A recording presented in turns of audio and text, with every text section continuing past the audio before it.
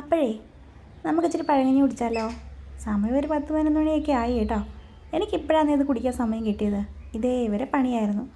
അപ്പോഴേ പാത്രത്തിൽ കുറച്ച് ചോറും ഇന്നലത്തെ ഇച്ചിരി രസവും 2-3 ചുവന്നുള്ളിയും, 2 ചുവന്നുള്ളിയും, ഒരു പാത്രത്തിൽ ഇന്നലെ അയില കറി വെച്ചതും, പിന്നെ 2 കാന്താരിയും ഒരു പച്ചമുളകും ഒക്കെ എടുത്തിട്ടുണ്ടല്ലോ.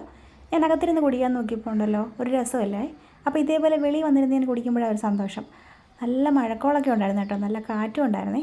അപ്പോൾ ഞാൻ ഇതുപോലെ വന്നിങ്ങനെ ചായയൊക്കെ ഇരുന്നിട്ടുണ്ടല്ലോ, അതിങ്ങനെ വാരി വാരി കുടിച്ചു കേട്ടോ. പച്ചമുളകും കാന്താരിമുളകൊക്കെ കടിച്ച് തിന്നു. പിന്നെ അയിലമീനൊക്കെ പിച്ചി തിന്നിട്ടുണ്ടല്ലോ. പാത്രത്തിൽ ഇച്ചിരി ചാറുണ്ടായിരുന്നേ, അതിങ്ങനെ മൂന്തി കുടിച്ചു. ഒരു ചോറ് വെക്കുമ്പോഴേ ആ പാത്രത്തിൽ ശകലം ചാറെടുത്ത് ഇങ്ങനെ കുടിക്കണം അതിൻ്റെ കൂട്ടത്തിൽ. എന്താ രുചിയെന്നറിയോ? ഇങ്ങനെ എപ്പോഴും ഒന്നും പറ്റത്തില്ല, ഇങ്ങനെ വീട്ടിലൊക്കെ നിൽക്കുമ്പോഴൊക്കെ പറ്റുള്ളൂ. അപ്പോൾ നല്ല അടിപൊളിയായിട്ട് പഴങ്കഞ്ഞി കുടിച്ചു കേട്ടോ. നിങ്ങളൊക്കെ ഇങ്ങനെ കുടിക്കാറുണ്ടോ? അപ്പോൾ ഇത്രയേ ഉള്ളൂ കേട്ടോ. Tata baby, see you. നമുക്കിനി നാളെ കാണാവേ.